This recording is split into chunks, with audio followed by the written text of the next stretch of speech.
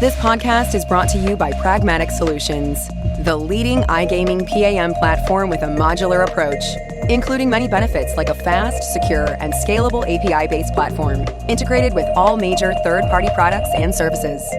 Make sure you head over to Pragmatic Solutions and join our smart thinking. And boom, we are live. The first episode of Vested Interest with my good friends here, Lloyd Danzig and Benjie Cherniak. Lloyd, how are you doing today? I am fantastic, Pierre. It's always good to see your face. Benjie's perhaps not so much, but glad to be among friends here. I think these are the best podcasts. We have Benjie in a slight hangover today, which always brings out some extra spicy comments here. How are you, Benjie, today, except for the hangover?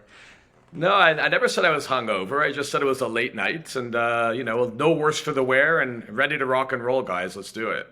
Fair enough. So we are starting this new podcast here, here today titled Vested Interest. That's our great friend Chris Grove came up with this name. And the idea here, of course, is that we want to kind of bring a little bit more insight into the latest and greatest of the online sports betting industry, perhaps with a little bit of an investment flavor to the topics that we are covering.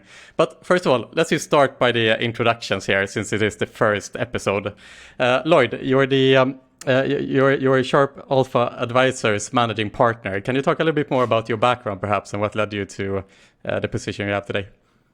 Yeah, sure. Spent most of my career on Wall Street, primarily at BlackRock, and also at a smaller shop where I was a fixed income trader, lifelong sports bettor, fantasy sports commissioner, person who generally likes gambling with their friends in and around everything.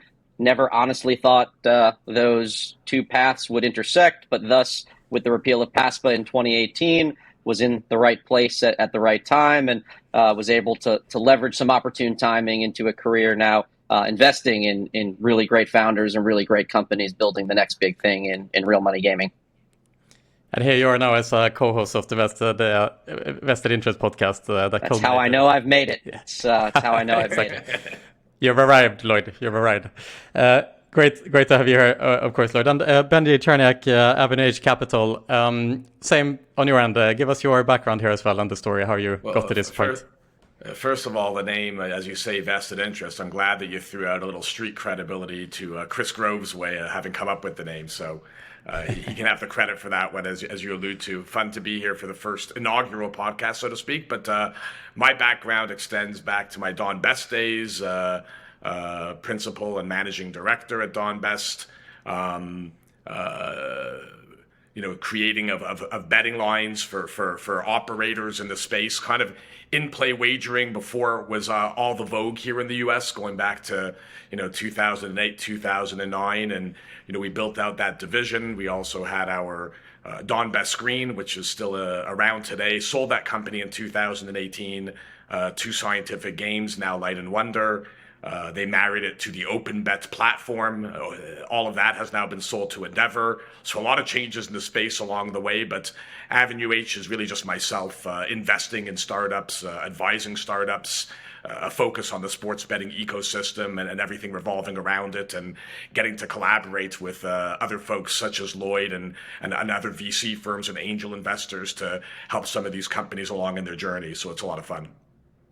It is fantastic to have you here, of course, Benjie, as well. And, both of you guys are obviously two of the most well-connected and well-respected investors in the space. And I think that's kind of what creates a little bit of magic in this podcast, of course, that you have a lot of access and information to people that most other don't have, right? So today we're going to cover three topics specifically. And obviously, all three of us, we attended the SBC North America show of last week.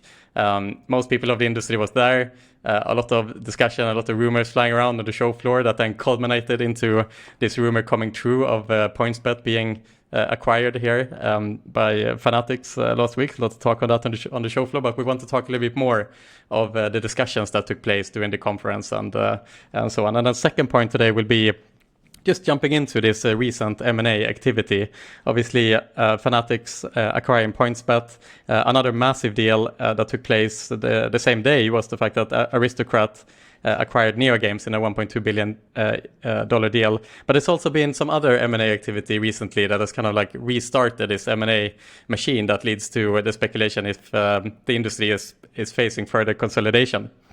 And final point today as well is we want to, sometimes in these shows, we want to also do a bit of a deep dive into a specific company. And today we will talk a little bit more about Better specifically and kind of like analyze the company a little bit and understand its future prospect, especially with the kind of backdrop here of the fact that PointsBet seemingly conducted a fire sale here. So what does that mean for Better and other smaller operators in the space? But let's just be into the first topic of the day here. So SBC last week. Lloyd, Benjie, you guys were both participating in panels. You guys were flying around on the shore floor.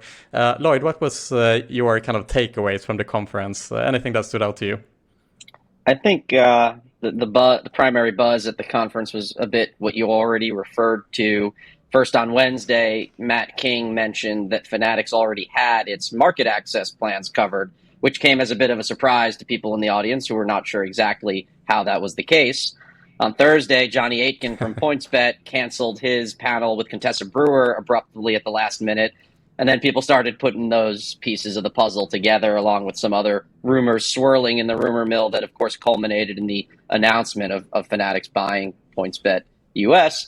And then I think, beneath the surface, there are just so many other deals that are getting done, deals that are rumored to be getting done, investment rounds that have picked up in terms of velocity, and I think have seen a lot of investor and M&A enthusiasm breathed back into the space in the last 3 to 6 months in ways that I hadn't seen previously. And so I think a lot of those conversations were bubbling up and percolating alongside the headline story, of course, which was the Fanatics PointsBet rumors that ultimately got confirmed. Yeah, I don't know if you guys saw this, and I don't know if this was confirmed or not, but when the PointsBet CEO canceled his appearance, there was the speculation and the rumor mill started going, right? But there was someone else who published on Twitter the fact that PointsBet had been hacked. I don't know if you guys saw this, but an email had been sent from PointsBet to the email base of PointsBet that, deposit crypto to this address, basically. I don't know if you saw that. Did you see that as well? I did. It was this classic crypto scam where they take over the email of a credible company and say, send crypto to our account and we will send you back twice as much. And I believe that is what the specific PointsBet email said. I also found myself wondering, is there any relation? Is someone trying to sabotage the deal here? More likely than not, it was purely coincidental. And, publicly traded companies are subject to fraud attempts all day, every day. So I think more than likely it was a coincidence. But I think, have maybe a similar line of thinking that you might have, Pierre. I hope no one fell for it. I recall back to my Don Best days where we did fall for one, and we actually wired a significant sum of money and had to get the FBI involved, and fortunately got our money back before we lost it. But I hope no one fell for it. Oh my God! Yeah, well, there has to be someone who calls that Nigerian prince at some point, I suppose. But I like the conspiracy theories here, Lloyd. I mean, who knows? Maybe it was a competitor. If I may, Pierre, and I don't want to divert onto another path, so you can cut this if you would like, but I think it just may be interesting. And building off Benjie, right. I recently was witness to what I thought was one of the more almost impressive fraud attempts I have ever encountered during a funding round. As many of your listeners will probably know, when you're raising money for a company, you take commitments over a period of time, and eventually when you have enough commitments to fill the round, you send out the paperwork and the wire instructions and say, okay, everyone send such and such number of dollars to this account. So I was involved in a funding round that was coming together over several months with a lot of high-profile investors in it. And the day that the company sends out instructions with wire information, 2 minutes later, all the investors, exact same investors, get an email from what seems like the same email address saying, for extra security, please call this phone number, which had the same area code as the company's headquarters, to confirm with our finance department before you wire the money. And if you call that number, a very professional person answers and they say, company name, finance department, how may I help you? And if you say, I'm here to confirm the wire transfers for such and such company, they politely tell you that actually there are different wire instructions and you should send money to a different account. And it turns out that that is the scammer account. Wow. And the reason it was so That's smart amazing. almost is that what this means is that these scammers had hacked into the bankers and the CEO's email addresses months ago.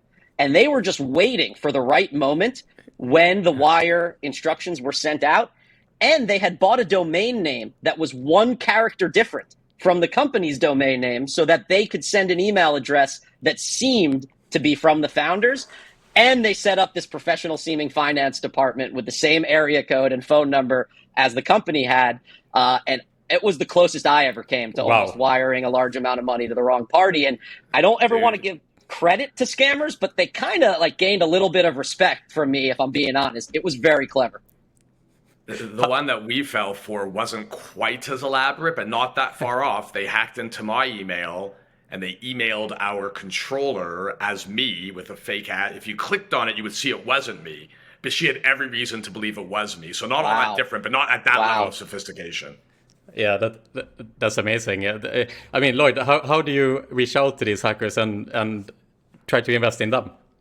I honestly potentially would if I could. I truly had a degree of respect because, as with being an entrepreneur, being a scammer at this level of sophistication requires a degree of resourcefulness and grittiness and creative problem solving that you can't just Google answers for. And there really are some overlaps between some of the more successful scammers and perhaps some of the more successful entrepreneurs.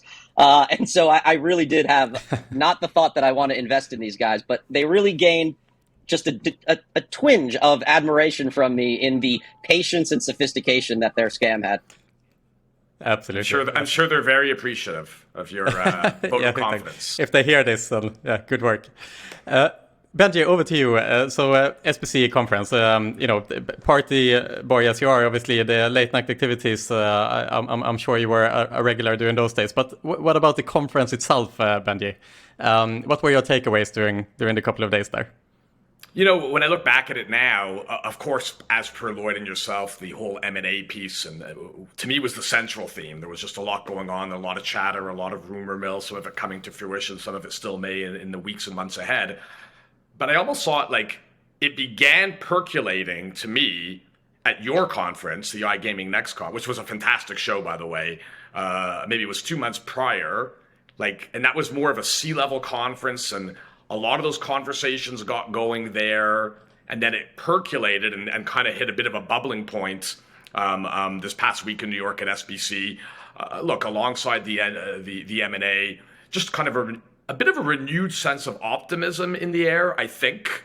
For me, who invests more in the picks and shovel companies, and a number of these companies are now beginning to see some light at the end of the previous tough 12 months tunnel, so to speak, in terms of raising capital, in terms of ability to work alongside some of the operators and that are now showing some renewed focus on some of their products. So I just feel as though, we're seeing the wheels turn a little bit more, and there's, a renewed sense of optimism as to what that can bring for the remainder of 2023.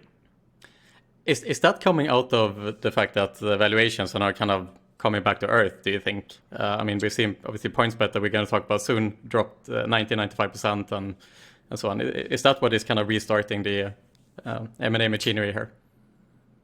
I don't know if it's that. Look, all of that came down to, it kind of came crashing down a year and a half ago when the world fell, when things fell apart a little bit. So I think the difference now is that people have become more accepting of this is our new reality. We've kind of completed the first 5 years of post-PASPA. That's kind of being viewed as phase one. Now we're kind of moving into what's being viewed as phase two. And the theme in phase one was some wild swings and some wild hits and some wild misses. And I think the theme going into phase two is more of deals that are etched in some level of practical reality based on what the given situation is. So, I think that's how I see it. Yeah, I would add I agree with all of that. What I think I've observed is that there was some degree of sticker shock during 2022 as valuations came crashing down. If you were an acquirer looking to buy companies, you now found that you would have to give up 5 times as many shares as you would have previously because your stock is down 80%, or you'd have to go out and raise cash at much higher interest rates. If you were a potential acquiree, you thought your company was going to be acquired and you would exit for X, but now suddenly it's 0.1X was the potential valuation. I think for a while, that sticker shock on both sides of the table really kept a lot of negotiations at bay. And then going to the start of this year, people started to realize, okay, this is the reality. We have to embrace it. And this is the valuation environment in which deals will get done.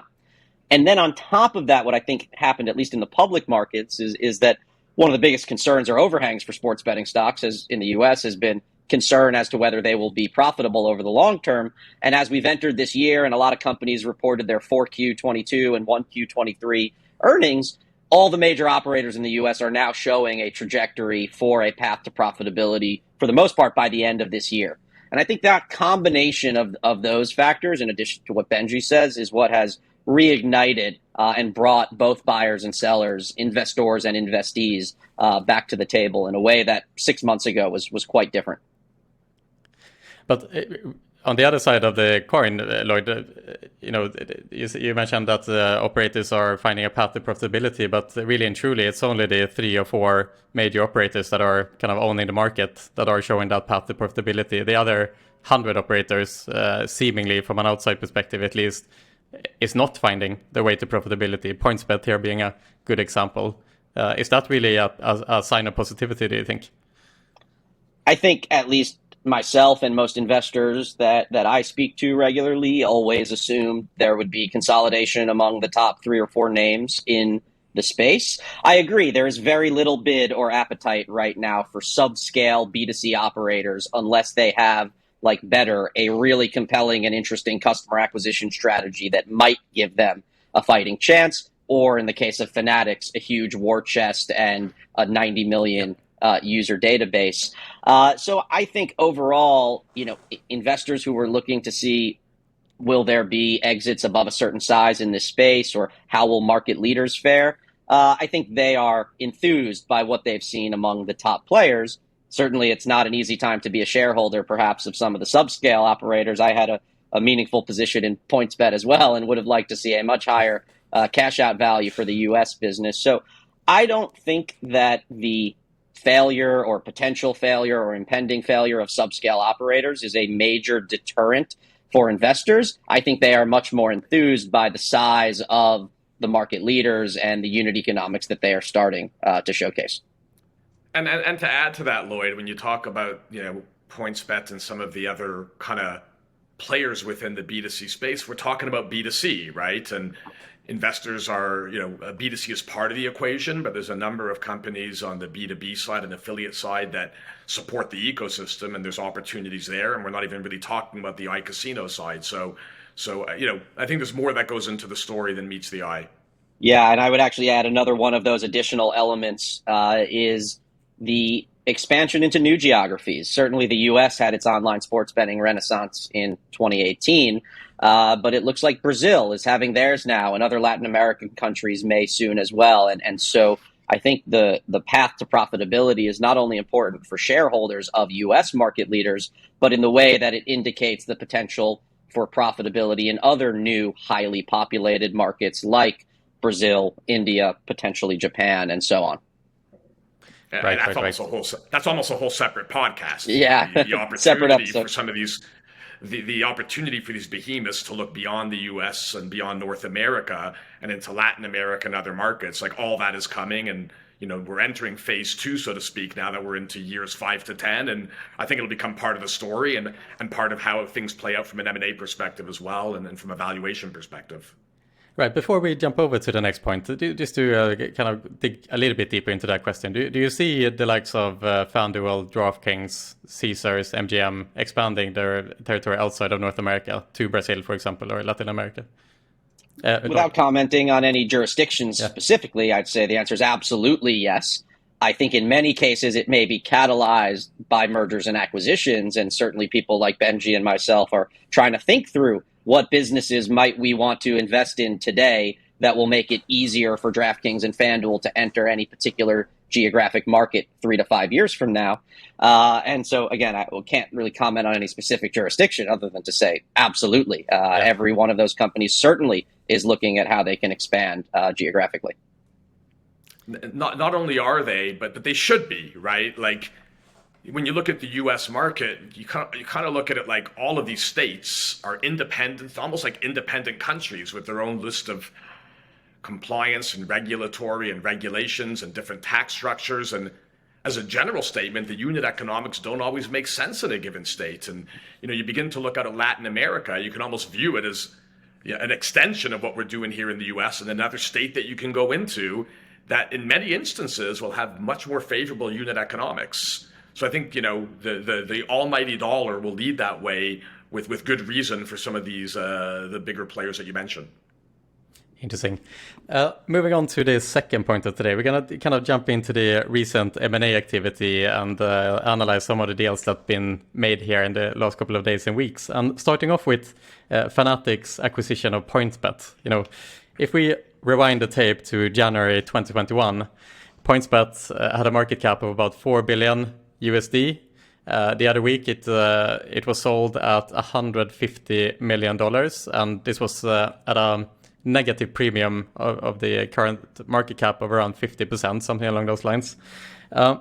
Lloyd, starting off the question with you, why do you think Fanatics chose PointsBet as his acquisition? Obviously, Fanatics have been looking for a long time for a way to enter the space without having to build their own technology and so on. But why did you think they chose PointsBet specifically?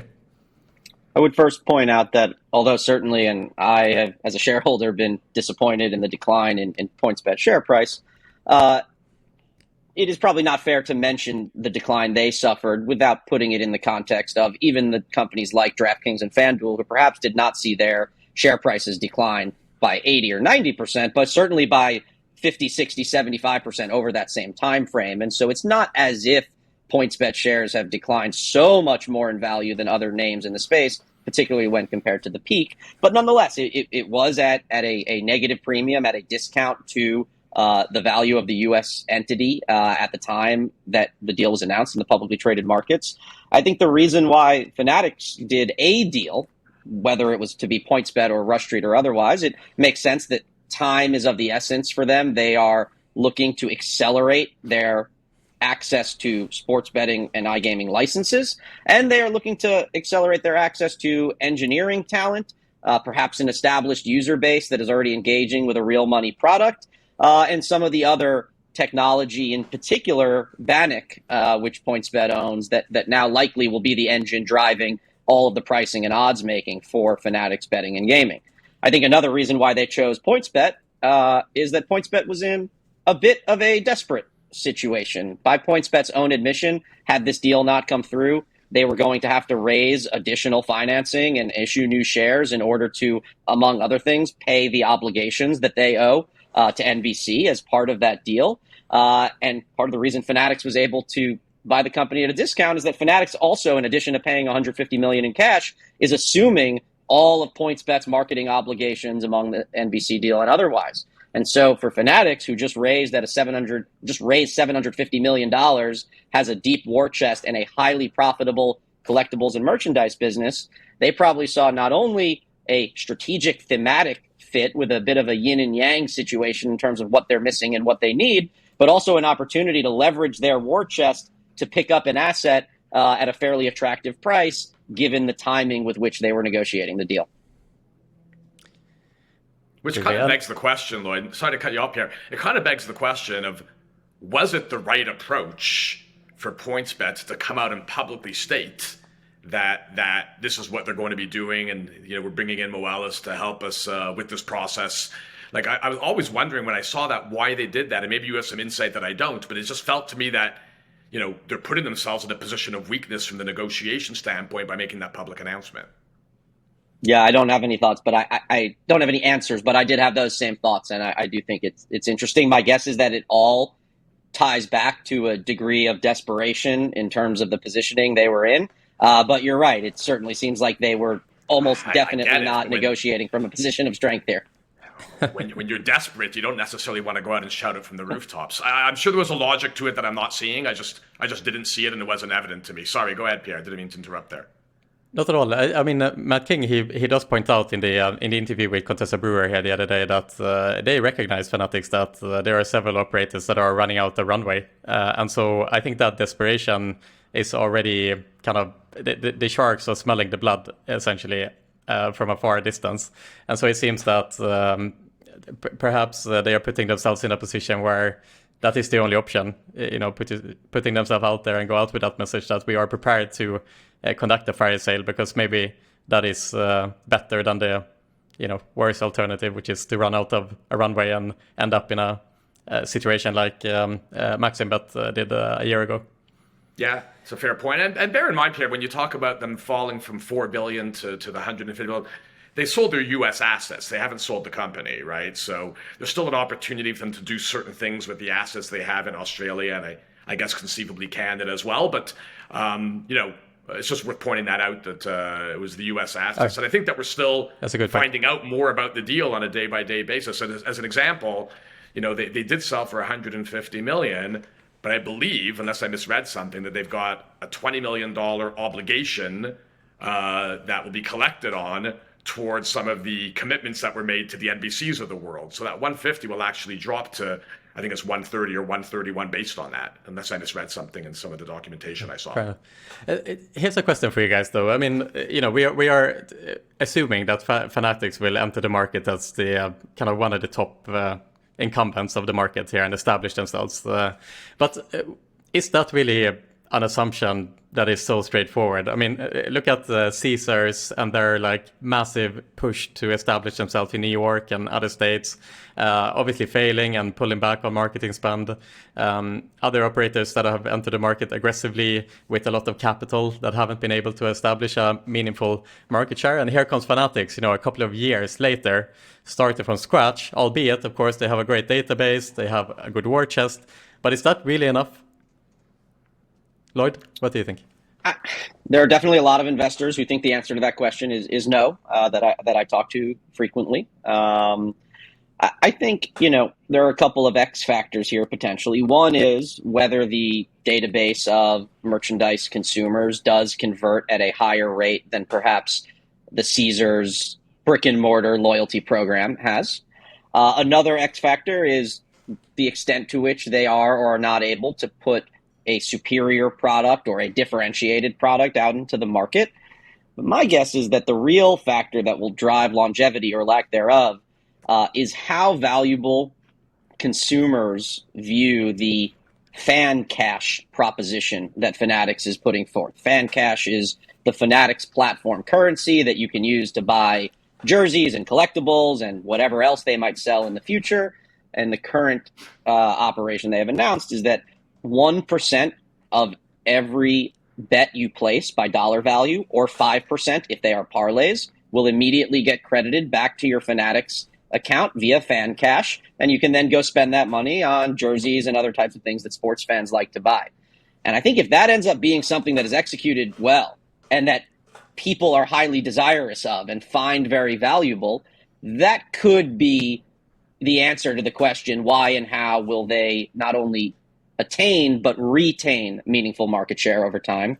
If it ends up that they fail to execute on the one-stop shop for all of a sports fan's digital needs, and either because of the product or because of consumer demand, there's just not a lot of appetite for a single app where you can place your bets and buy your jerseys and whatnot, then I do think it becomes more difficult to imagine an ultra-successful outcome, because at that point, they're just throwing customer acquisition spending with an undifferentiated product alongside more entrenched players, the majority of which their existing users likely already have accounts with. So to me, there are a number of X factors, but the primary one is how well do they execute on, and how much do people appreciate and value being able to do and exhibit a lot of your sports fandom all in one place with a singular rewards program across all of your purchases and bet types. Well, it's a really interesting comment, and that is where their differentiation will need to be, at least in at least for sure in the short to midterm, or even the mid to long term. They're not going to be differentiating anytime soon on product. That much is clear. They just acquired PointsBet, And look, the Bannock team is fantastic and super talented. They're going to in-house that team to potentially build out things internally, such as the micro betting and the single game parlays, etc., as opposed to outsourcing to the incumbents that some of their competitors are outsourcing to. But that in and of itself won't necessarily mean differentiation on the product side. So it's going to have to be in those other areas of the experience where the differentiation will come from. And you know, and to your point also, Lloyd, agreed completely. You know, will they do a better job of migrating their more digitally oriented user base to their sportsbook product than some of the more bricks and mortar focused folks have in terms of migrating their user base? So look, the answer is we'll see and we'll find out, and it's going to be one of the interesting themes to watch over the next 5 years in phase 2 is not just the emergence of Fanatics, but what will happen with Bet365, what will happen with the underdogs of the world and the bettors, and you know, what will that next phase of a consumer be looking for, and how will some of these other companies that are emerging and coming into the space try and address that? And another question here, following up on the valuation and the kind of decline in the market from its peak, of course, is the difficulty of raising capital. You mentioned, Benjie, you mentioned underdog, for example, and Better is another example that we're going to talk a little bit more about later.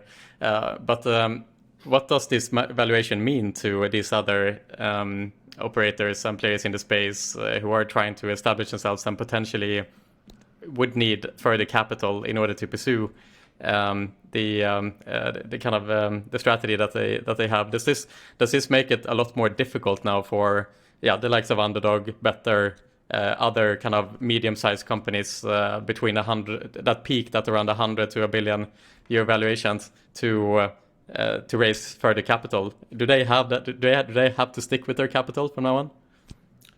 Look, I mean, what Underdog and Better and they just have a very different story to tell than the story that PointsBet told or was telling in these latter kind of stages. And you know, anybody that comes to market saying, I'm going to launch a sports book with no differentiation and try and come after the major tier 1 players, we all know that strategy won't work, and we've seen proof in the pudding. You know, with a number of the companies that you know, Max and Bet, et cetera, right? So, but they're telling an entirely different story in terms of the demographic that they're going to be pursuing and the experience that they're going to be providing to the public. So, you know, I don't think it helps their cause. I don't think it helps anyone's cause. You know, look, you had the Score selling for $2 billion 2 years ago, and you have PointsBet selling U.S. assets for $150 million today. It's an entirely different market, and we all know that. So part of the answer is in how you tell your story, but you know, I don't think that what transpired there helps. But at the same time, you know, across the street you had the Neo Games deal, which went for a significantly higher number at $1.2 billion. So it just depends on how you position yourself and what side of the fence you're looking at it from. Exactly, and let's jump over to that point now. So the story is essentially that Aristocrat acquired Neo Games at a $1.2 billion valuation, all cash deal. Congratulations to those involved in the making of that deal. This represents cash is king, my friend. This represents a 104% premium and a 15 times multiple on the 2023 forward-looking EBITDA. Obviously, a fantastic deal by like looking at surface level here by Neo Games. And just to kind of give a little bit of a backstory of the incredible run that one person have had in the last 3 years in the lead up to this. So the CEO of Aspire Global, his name is Shashi Maimon. So he used to be based here in Malta. He's a good friend of mine. And in 2020, in March, Aspire Global had a market capitalization. It's a publicly traded company of 40 million euros, so around $45 million. Within the span of 3 years, he managed to 10x the market capitalization to 400 million, sold the company to Neo Games, and then 1 year later, the company was sold to Aristocrat based on the assets within Aspire Global, essentially. So Aristocrat are buying the assets within Neo Game mostly in order to access the online gambling kind of space with their taking their land-based games into the online space. So I did a podcast with Sacha Maimon just the other day, and he had a very big smile on his face, and rightly so, of course. It's a legendary industry run that he's had in the last couple of years. But Lloyd, jumping over to you here, what do you make of this deal? Aristocrat has been looking to acquire someone in the online gambling space for a while, and they settled now on NeoGames. What comes next now for Aristocrat, and what does this mean to the kind of B2B space in the online gambling market? I would say, first of all, that reminds me of the perhaps equally famous Benjie Cherniak run, selling Don Best to OpenBet and then OpenBet to Endeavor. So, we're in rare company here. My thoughts are that, look, I work really closely with the team at Aristocrat that does their strategic investments in M&A, and I find them to be some of the sharpest guys in the space as they consider what type of investments, mergers or acquisitions can complement their business strategy. And I think it has been no secret over recent months that they want to make a real push into online casino, interactive gaming around the world. I think the fact that they paid what feels like a premium to the publicly traded share price is indicative of something that commonly occurs, although often in private markets, which is that it is almost always the case that the highest value a startup can exit for is to a strategic buyer.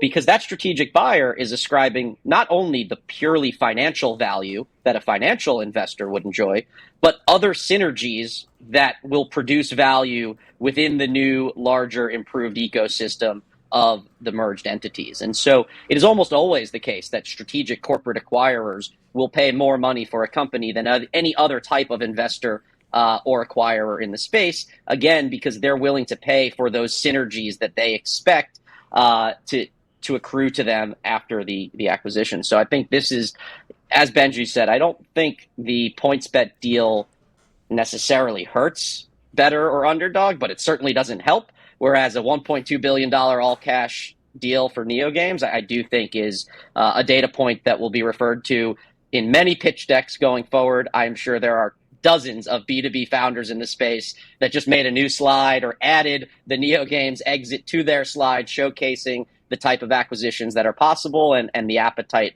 that there is for fantastic businesses in the current market. And it's also a scenario where I have to imagine, you allude to it, Lloyd, that it was no major secret that Aristocrat wanted to get onto this side of the fence, onto the digital side. And, one would surmise, and I'm not as close to that deal or as close to insights on it as I would be on the PointsBet and Fanatics side, but one has to surmise that this was a very motivated buyer, right? And perhaps a motivated seller, but perhaps also a scenario where they didn't need to sell and weren't in a desperate situation to sell. And, those are dynamics that lend itself in a negotiation very differently from what we saw in the Fanatics situation.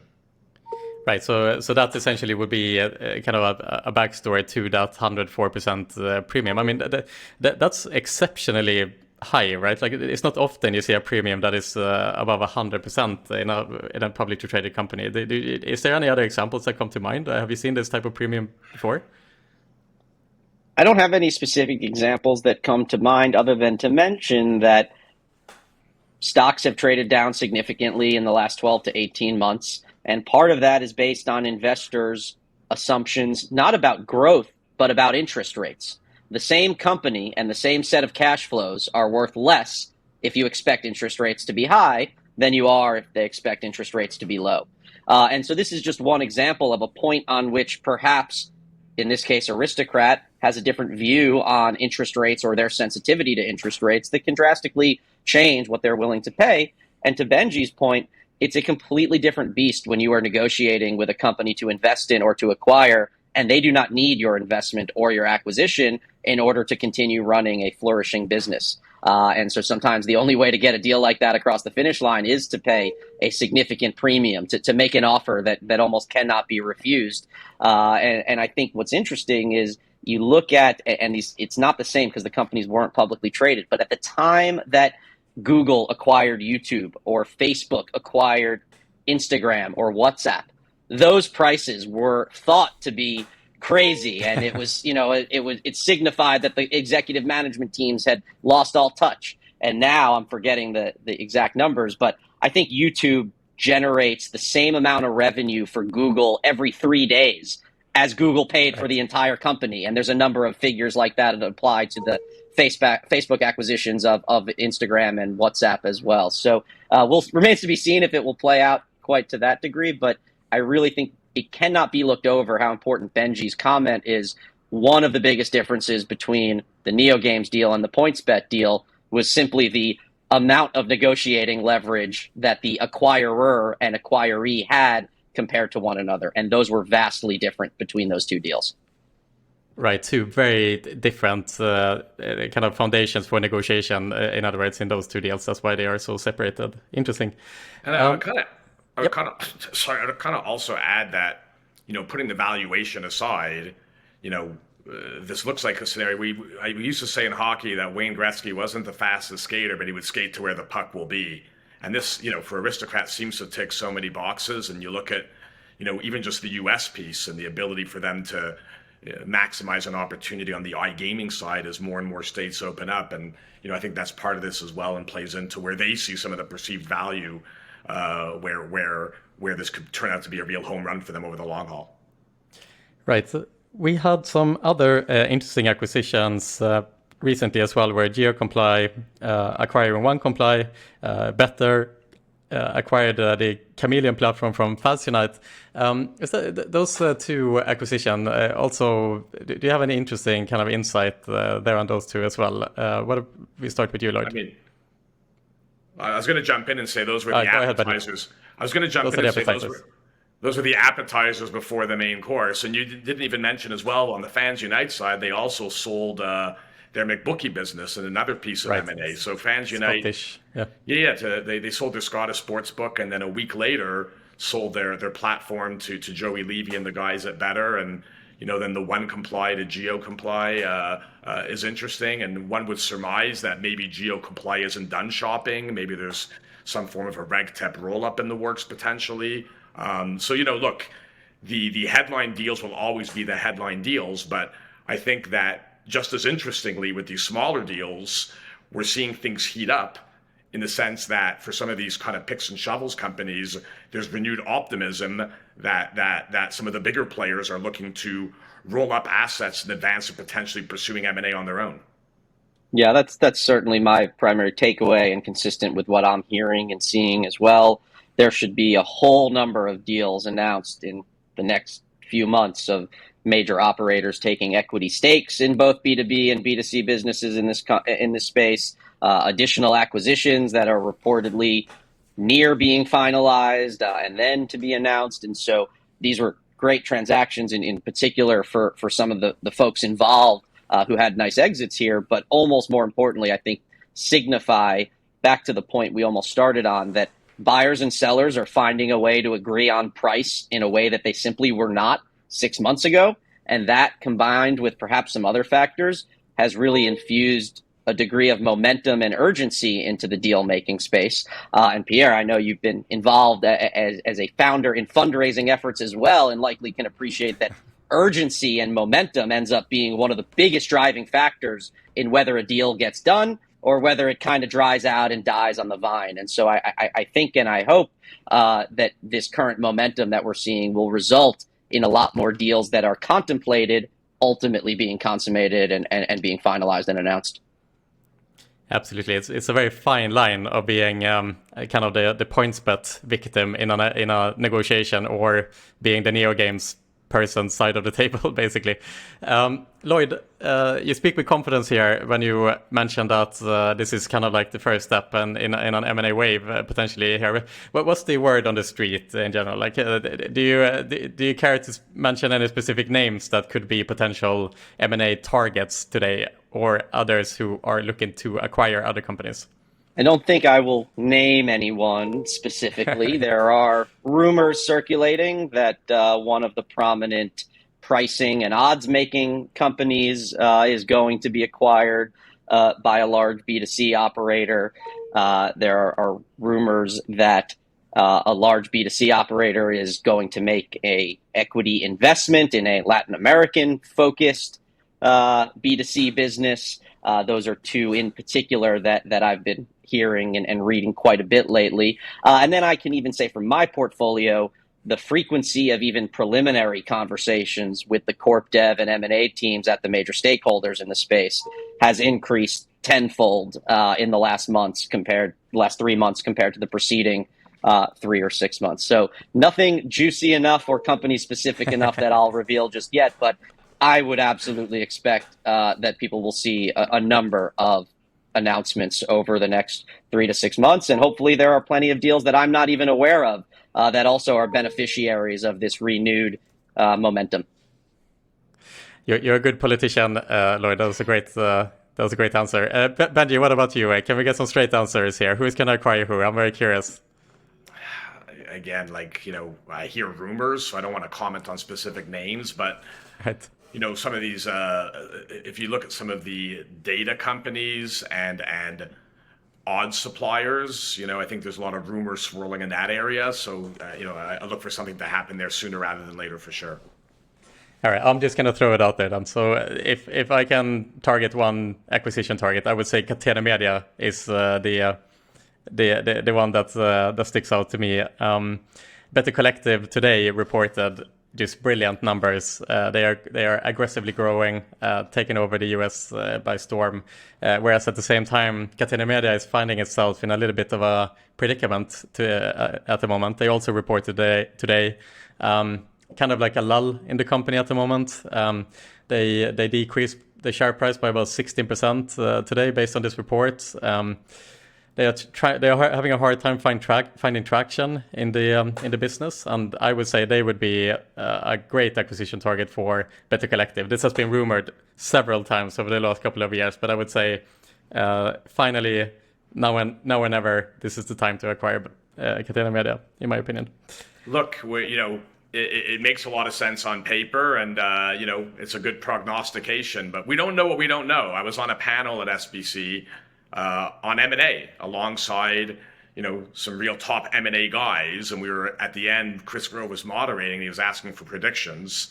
And this was earlier on in the conference before a lot of the PointsBet stuff heated up and whatnot. And the first question he asked was, will there be $1 billion transaction into the remainder of 2023? And we all unanimously said no, all of us.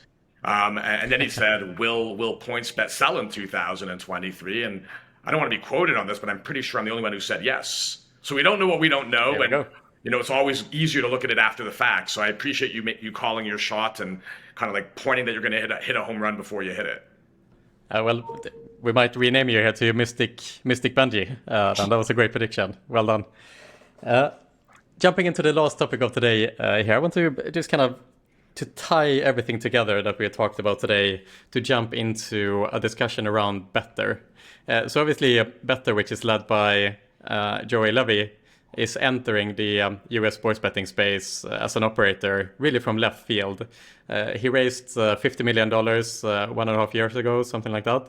And the thing that makes Better different really is two things. One of them is the fact that he has a major media arm in connection with Better that is led by Jake Paul, and the idea is to kind of attract these very prolific influencers that are able to kind of convert their followers into players at a much cheaper price tag than what the US operators are doing today. And secondly, as well, Joey Levy is looking to kind of simplify the betting experience. He feels that when you enter DraftKings or FanDuel or Bet365 today as a kind of novice punter, that you are met with a very advanced spreadsheet, more or less, that is very difficult to understand. And he wants to kind of simplify this in order to pull in kind of a new audience into this space. However, the $50 million investment, although it sounds like a lot of money, is essentially a drop in the bucket in comparison to the marketing spend and investment that the incumbents are. So it's a weekend of billboard spend for one of the majors. Will could have exactly. And so my question to throw it right over to you, Benjie, then obviously you have an interest in Better, but considering all that we've talked about today, valuations dropping 80 to 95%, the incumbents are just growing and taking more and more market share. How on earth do you think Better is going to be able to establish themselves in this very tough market that exists today in the US?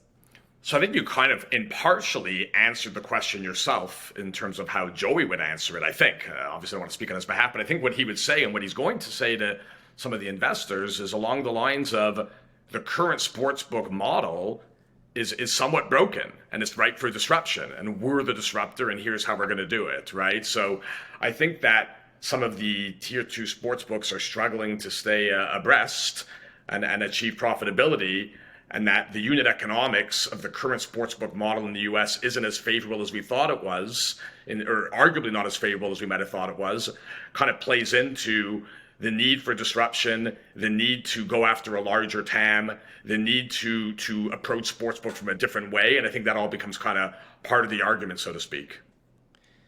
All right. And Lloyd, just jumping over to you as well. I mean, talking about how expensive it is to establish an online sports betting operator in the US, will $50 million be enough? I mean, even if you have a superior product and you offer this kind of like disruptive experience, you still need to attract the players one way or the other, and then to get this player to stick, right? And it's not cheap to build a product in the first place. Is $50 million enough?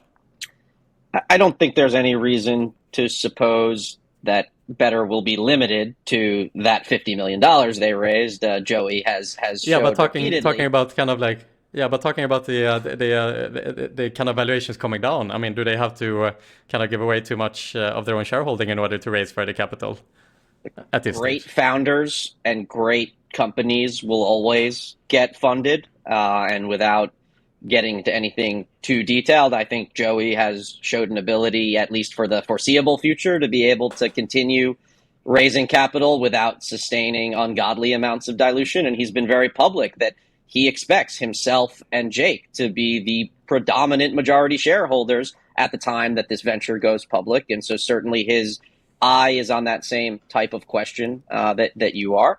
I think a bit of it still, remains to be seen. By Joey's own admission, he will tell you that the company will not succeed if they are known as the Jake Paul sports betting company. They need to be the vehicle through which the next 100 Jake Pauls gain fame. And they recently signed the Cavender twins from the Miami basketball team and likely are working on other deals. So a sub question to your question is, how successful will they be in growing the media business from a Jake Paul led influencer content studio to a conglomerate of the hottest influencers across all different potential demographics that they can market to, and then how well can they use that to drive what Joey likes to refer to as low to no CAC, having very little, if any, customer acquisition costs compared to the bigger guys.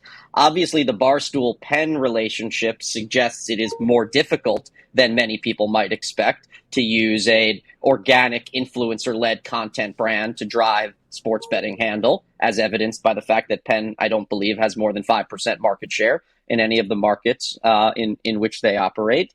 But all that said, I think anyone who knows Joey knows that he's not a guy to bet against. And if you follow Better and you consume their content, you'll see for a company as young as they are, they have some fantastic content. And this is something that I think, Joey has had in mind for a while. I believe it's quite public at this point that Simple Bet was originally supposed to be what Better is now. But then they realized there was no underlying infrastructure to provide the odds. And so they had to go through this whole convoluted process of building the infrastructure to power the B2C app. And that ended up becoming SimpleBet, which is obviously a flourishing and successful company. And now Joey has taken, I think, all of those learnings and this idea that he's had for quite some time now about simplifying the experience, and is going to bring that to bear and come to market with some interesting features. I can't say for sure if it will be successful or on what order of magnitude it will be, but it certainly is not something I would want to bet against given who's involved, despite the admittedly Herculean uphill battle that anyone trying to go toe-to-toe with DraftKings and FanDuel will face. And I think that low to no CAC is a key part of the equation here when you talk about, the fundraising piece and the valuation and will the valuations come down. I think that if they can prove at a smaller level in the earlier days that they can acquire customers at a reasonable cost, then I think that could play into being able to raise capital by showing that the unit economics of what they're doing makes sense. Right. It's interesting. I asked Joey Levy this question as well. Why would you put yourself through the meat grinder and enter one of the most difficult kind of verticals in the US kind of business space in general? And he just said, I think I'm right. I think I'm right. Like, I'm doing this because I'm believing it, and I think I'm right. And he has a certain kind of like gravitational field to him, Joey, where he is obviously able to attract like incredible talent, is able to raise capital and just make things happen. And as you point out here, Lloyd, it's very difficult to bet against these type of individuals. It's kind of like like an Elon Musk type individual who goes against all odds and kind of come up with the most difficult path to success, and then manages to actually do it. So I am a little bit on your line here as well. If anyone can do it, it's Joey. And you're absolutely right on that, Pierre. Like, his level of conviction, his level of authenticity and his level of conviction is unrivaled. His level of dedication to what he's doing. I spent the winter down in Miami, and I organized some gatherings, and I always shoot him a note and say, do you want to come out? And he's busy, man. He is working, and his level of conviction that he's right, as you allude to, it permeates through the culture of that office and of what he's building. And I would add, first of all, Joey's young, but this is his third company. He started a company called DraftPot, and then Simple Bet, and now Better, and that experience is quite valuable. And also to a point that both of you admit, a lot, I would argue, most venture investors have the philosophy that it's not about being right every time or even close to half the time, but it's about making sure that when you are right in a really, really, really big way. That when any of your companies do succeed, they succeed in a massive manner. And that way, even if the rest of the companies fail, you still make the returns that you're looking for. And venture capital returns have long followed a power law distribution where one or two of the companies make up for the 9 or 10 or even 20 in the portfolio that don't do as well. And so venture investors in particular have not only a high capacity, but are drawn toward, I would say, high risk, high reward investments, much more than low risk, low reward. It's all about how big will this be if I am right? And then can I get reasonably comfortable that I might be right? Rather than finding something that you are 100% certain will work out, but might only have a medium-sized exit. And when framed that way, again, raising venture capital or any sort of capital is never easy, but I think it becomes at least a little easier to understand why people are backing a company like Better. Perhaps they will not succeed, but if they do, almost certainly it will be a massive, substantial $1 billion plus success. And that is what a lot of venture investors are attracted to. That is a very good point to end with today. I think inspirational words from Lloyd Danzig and great points here overall today. Lloyd, Benjie, it's been an absolute pleasure to have you guys on here today for the very first inaugural episode of Vested Interest. To kind of conclude here today, we are doing this on a monthly basis, so we are very much looking forward to the next episode here. But thank you so much, Lloyd, and thank you so much, Benjie. Thanks, guys. See you here next time. Cheers, guys.